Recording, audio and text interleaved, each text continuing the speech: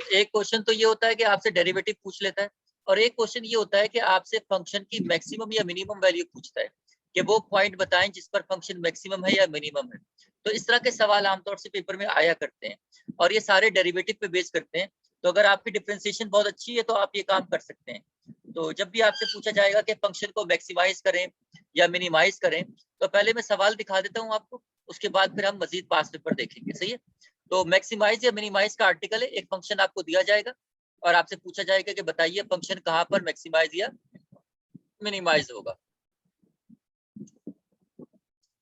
जी, अब ये सवाल आपको दिया हुआ है, find the minima and maxima. ये प्लूरल है, मैक्सिमम मिनिमम की प्लूरल है, मिनिमा या मैक्सिमा एक ही बात है।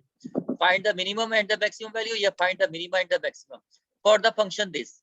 फंक्शन y की शक्ल में दिया हुआ है, f ऑफ x की शक्ल में भी दिया जा सकता है, कोई मसला नहीं है। जैसे कि आपको पहले बताया था कि फंक्शन की दो शक्लें हो सकती हैं आमतौर से। होल्ड ऑन,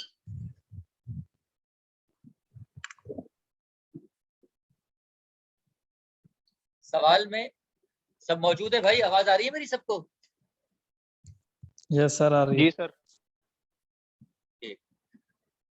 जी, तो सवाल में y दिया हुआ है, लेकिन कभी वो f ऑफ x भी दे सकता है सवाल में, कि सवाल इस तरह आ जाए f of x equal to, सवाल वही है, x cube minus 27x plus 10। तो सवाल इस तरह भी आ सकता है। तो फर्क ये है कि नोटेशन का फर्क है। अगर सवाल y में आएगा तो डिफरेंशिएटिंग रिस्पेक्ट टू x क्या नोटेशन होगी? dy upon dx। सही है? और अगर f ऑफ x में होगा तो आप लिखेंगे वही डिफरेंशिएटिंग रिस्पेक्ट टू x और f prime of x। So they both are same. तो y की शक्ल में होगा तो डेरिवेटिव को dy अपॉन dx लिखेंगे, और fx की शक्ल में होगा तो f प्राइम ऑफ x लिखेंगे। ये एक डेरिवेटिव है।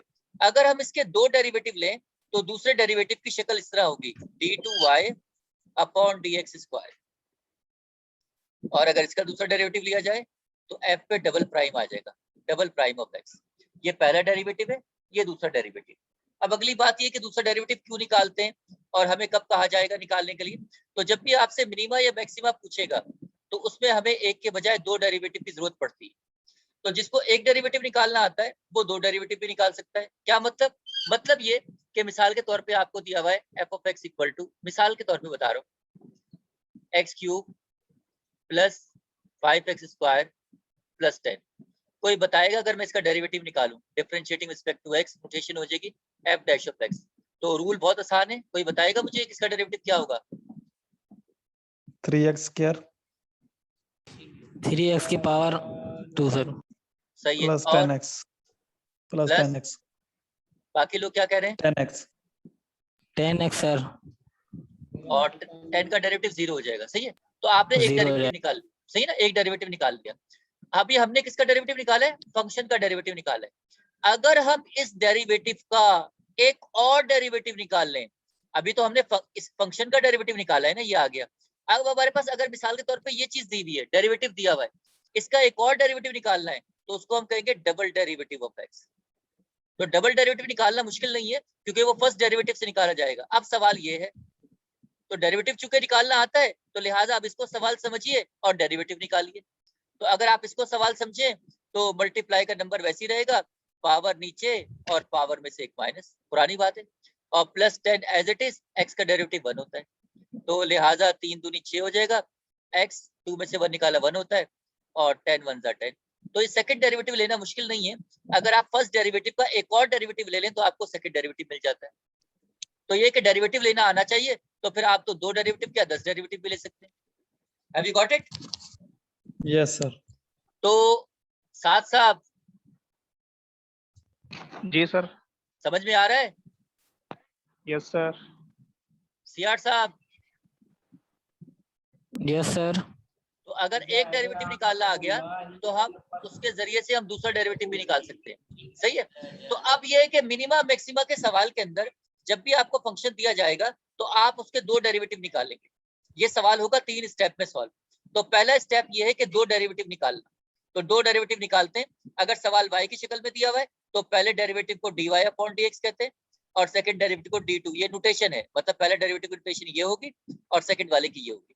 और सवाल अगर fx के अंदर होगा तो पहला डेरिवेटिव ये होगा और सेकंड ये होगा। Have you got it? Yes, sir. Yes, sir. तो ये सवाल आपको दिया हुआ था, आपने सॉल्यूशन स्टार्ट किया, सवाल को कॉपी कर लिया, इसको 1 का नाम दे दिया। तो पहले डेरिवेटिव हम किसका निकालेंगे भाई? 1 का निकालेंगे, जाहिर सी बात है सवाल का। तो आपने क्या लिखा? Differentiating 1 with respect to x, यानी कि 1 का डेरिवेटिव निकालते हैं। सही है। तो कोई बताएगा ये dy/dx क्या होगा? कोई बता सकता है इस सवाल का? 3x square minus 27. तो ये पावर नीचे, पावर में 6 माइनस 27, x का डेरिवेटिव 1 और 10 का डेरिवेटिव 0। तो 3x स्क्वायर माइनस 27, एक डेरिवेटिव आ गया। लेकिन अब हमने एक और डेरिवेटिव निकालना है, तो लिहाजा अब हम किसका निकालेंगे? 2 वाले का डेरिवेटिव निकालेंगे। तो लिहाजा आपने जुमला लिख दिया differentiating 2 with respect to x, यानी कि अब इसका डेरिवेटिव निकाल रहे हैं। तो चूंकि डेरिवेटिव का एक और निकाल रहे हैं, तो सेकंड डेरिवेटिव की नोटेशन क्या होती है? सेकंड डेरिवेटिव की नोटेशन होती है d2y/dx स्क्वायर। नीचे x पे स्क्वायर होता है और ऊपर d पे स्क्वायर होता है। नोटेशन है, जैसे फर्स्ट डेरिवेटिव की नोटेशन ये है तो सेकंड डेरिवेटिव की नोटेशन ये है। तो डेरिवेटिव ऐसे ही निकलेगा। अब सवाल हमारा ये वाला है, आप समझें कि सवाल ये वाला है, तो लिहाजा 3 मल्टीप्लाई में ऐसे ही रहेगा, पावर नीचे, पावर में 6 माइनस और कांस्टेंट का डेरिवेटिव 0। तो लिहाजा सेकंड डेरिवेटिव आपका आ जाएगा 3 × 2 और x 2 में से 1 निकाला 1 बचा। तो मिनिमा मैक्सिमा के सवाल के लिए पहला स्टेप ये है कि फंक्शन के 2 डेरिवेटिव निकालना। क्या पहला स्टेप समझ में आ गया आपके? Yes, sir. क्योंकि एक डेरिवेटिव निकालना आता है तो हम उसका एक और निकाल लेंगे तो 2 डेरिवेटिव मिल जाएंगे। तो पहला स्टेप ये कि 2 डेरिवेटिव निकालना। इतना क्लियर है? Yes, sir. Yes, sir.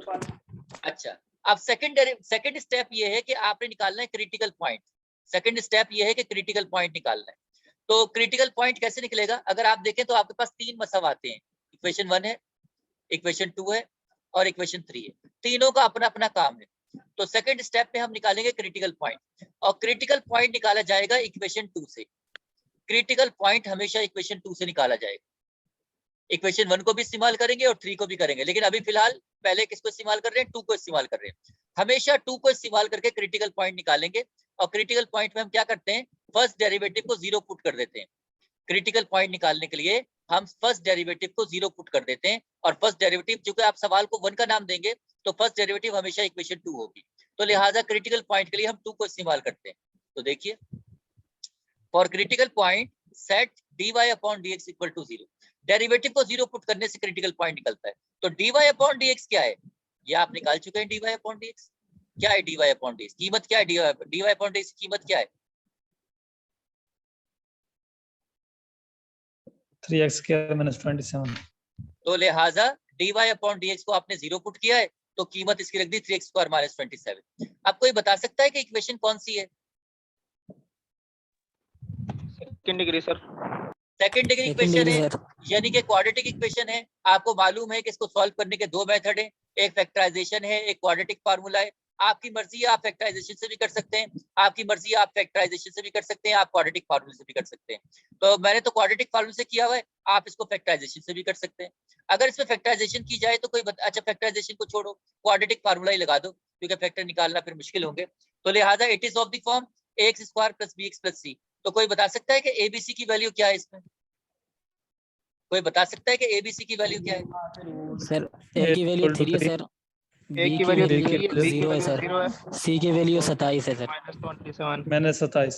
Minus 27 27। शाबाश शाबाश। ए की वैल्यू 3 है, बी की वैल्यू 0 है, सी की वैल्यू -3। सिंपली तरीके से क्वाड्रेटिक फार्मूले का इस्तेमाल किया और अब वैल्यू को, कीमतों को रख रहे हैं, सिंपली तरीके से कीमतों को रख रहे हैं। तो माइनस बी की जगह पे 0 रख देंगे, और ये कट गया है, मैं यहाँ लिख देता हूँ।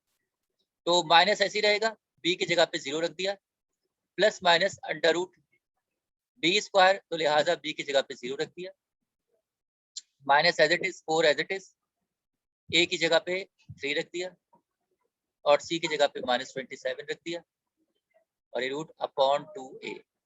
2a की जगह पे क्या है? 3 रख दी। तो 0 खत्म हो जाएगा, 0 multiply by any number of 0, तो ये प्लस माइनस रह जाएगा, ये 0 भी खत्म हो जाएगा, तो माइनस माइनस प्लस हो जाएगा। 27 या 81 और चौक 8 चौक 32, 300 कुछ हो जाएगा, ये आ गया 324। और ये तो कैलकुलेटर से रूट निकाल लीजिए इसका, तो वो आ जाएगा 18। तो प्लस में भी आ रहा है, माइनस में भी आ रहा है, एक दफा प्लस 18/6, एक दफा माइनस 18/6। तो ये आपके पास आ गया क्रिटिकल पॉइंट।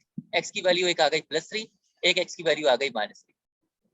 इतना क्लियर है? Yes sir. तो Yes. Minimum Yes, maximum sir. निकालने के लिए सवाल 3 स्टेप में सॉल्व होगा। पहला स्टेप है 2 डेरिवेटिव निकालना, वो आप निकाल चुके हैं। दूसरा स्टेप है क्रिटिकल पॉइंट निकालना, वो भी आप निकाल चुके हैं। 2 क्रिटिकल पॉइंट आ गए। अब ये क्रिटिकल पॉइंट को टेस्ट करना है कि फंक्शन इस पॉइंट पे मैक्सिमम है कि मिनिमम है। क्रिटिकल पॉइंट कहते हैं जिससे मैच की सिचुएशन होती है, आखिरी ओवर चल रहा है, 2 बॉलें रह गई, 5 रन चाहिए, आखिरी विकेट है, तो कहते हैं the match is in the critical situation. Match critical situation में यानी कि हो सकता है हार जाए, हो सकता है जीत जाए, क्रिटिकल सिचुएशन के अंदर है। तो इस तरह ये पॉइंट जो है क्रिटिकल पॉइंट है, x=3 और x=-3। अब इनको टेस्ट करना है कि किस पॉइंट पे फंक्शन मैक्सिमम है और किसके ऊपर मिनिमम है, इसको भी टेस्ट करना बाकी है। ये है क्रिटिकल पॉइंट। तो 2 स्टेप सॉल्व हो गए, 2 डेरिवेटिव भी निकाल लिए और हमने क्रिटिकल पॉइंट भी निकाल लिया। अब जब टेस्ट करेंगे क्रिटिकल पॉइंट को तो दोनों को टेस्ट करना है। पहले 3 को टेस्ट करेंगे, टेस्ट एट x=3, x=3 को पहले टेस्ट करते हैं, उसके बाद फिर -3 को टेस्ट करेंगे। तो हमने ऊपर आपको बताया था कि आपके पास 3 इक्वेशन है, आपने इक्वेशन 2 को इस्तेमाल कर लिया क्रिटिकल पॉइंट के लिए। अब इक्वेशन 3 को आप इस्तेमाल करेंगे टेस्टिंग के लिए हमेशा। अब इसका काम आ गया, इक्वेशन 3 इस्तेमाल होगी टेस्टिंग के लिए।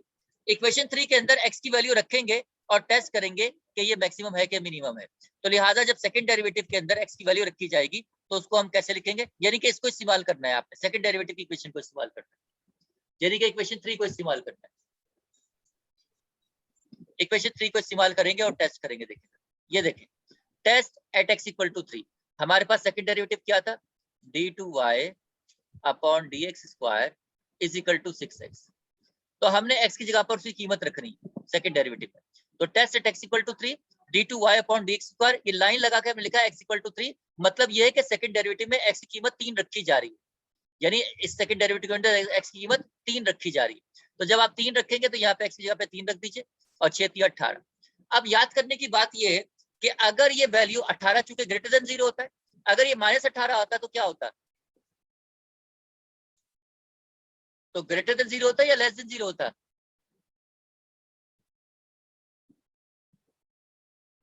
बोलो भाई।